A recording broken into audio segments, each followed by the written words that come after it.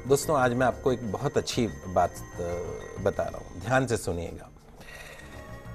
अगर मोहम्मद साहब की शिक्षाओं पर मनन किया जाए, मुस्लिम शिक्षा जो है उनकी शिक्षाओं पर मनन किया जाए तो दो बातें उनमें सबसे अहम है। पहली क्या है, मोहम्मद साहब की जो शिक्षाएं हैं वो किसी भी एक देश के लिए नहीं है या किसी भी एक धर्म के लिए नहीं है, हिंदू मुस्लिम सिख ईसाई, ऐसा नहीं है, सबके लिए है। और दूसरी जो उनकी शिक्षाएं हैं, आज से 1500 साल पहले जितनी प्रासंगिक थी आज भी उतनी है। जीवन का कोई ऐसा पहलू नहीं जिसे बेहतर बनाने, अच्छाई को स्वीकार करने के लिए मोहम्मद साहब ने कोई संदेश न दिया हो। उनके संदेशों को गलत अर्थों में ले लें वो अलग बात है। उनकी जो बातें हैं वो इंसानों को सच की राह दिखाती हैं। अर्थशास्त्र, इकोनॉमिक्स भले ही ब्याज को मूलधन का किराया, शुल्क या कुछ और माने, लेकिन जो इस्लाम धर्म में ब्याज को ममनू माना गया, अनुचित माना गया है।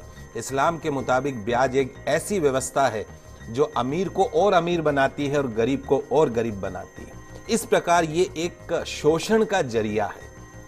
पवित्र कुरान स्पष्ट रूप से ब्याज को वर्जित मानती है। इंसानों के लिए कहा गया है, हे ईमान वालों, 2 गुना और 4 गुना करके ब्याज मत खाया करो, उस मालिक से डरो। ब्याज खाने से बरकत खत्म हो जाती है, ब्याज की कमाई से बरकत खत्म होती है, इससे इंसान द्वारा किए गए पुण्य भी खत्म हो जाते हैं। ध्यान रखें, ब्याज जो है वो धन को कम करता है, लेकिन दान पुण्य से धन कम नहीं होता।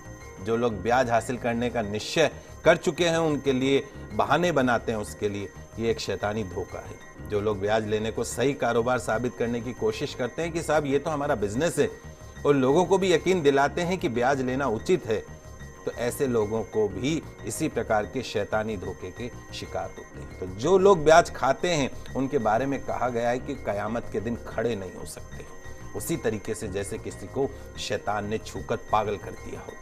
यह इसलिए क्योंकि वे कहा करते थे कि व्यापार भी तो ब्याज के समान है। व्यापार को वैध कहा गया है, ब्याज को पूरी तरीके से अवैध कहा गया है।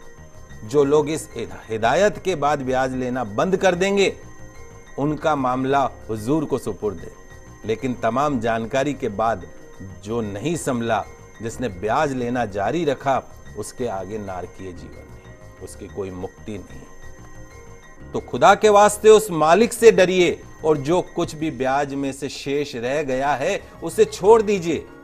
यदि तुम सच्चे दिल से ईमान रखते हो, ना तुम खुद जुल्म करो और ना तुम पर जुल्म किया जाए। अगर तुम्हारे पास धन हो तो जरूरतमंद लोगों को कर्ज दो, उन्हें वापसी के लिए कम से कम इतना तो समय दो कि कर्जदार इंसान उसे आसानी से वापस लौटा सके, आत्महत्या नहीं करे। किसी वास्तविक वो अवश्यम भावी जो मजबूरी होती है कि जानबूझ के कोई नहीं, लेकिन मजबूरी है, अगर उस मजबूरी में अगर वो तुम्हारा समय पर धन नहीं लौटा सके तो उस पर कभी सख्ती मत करो, उसका अपमान मत करो, गालियां मत दो, उसे और समय दो। रोजी कमाने का गलत तरीका, गलत साधन, गलत रास्ता मत अपनाइए। मालिक से डरते हुए, उसकी नाफरमानी से बचते हुए सही जायज हलाल तरीके अपनाइए। हराम रोजी के करीब भी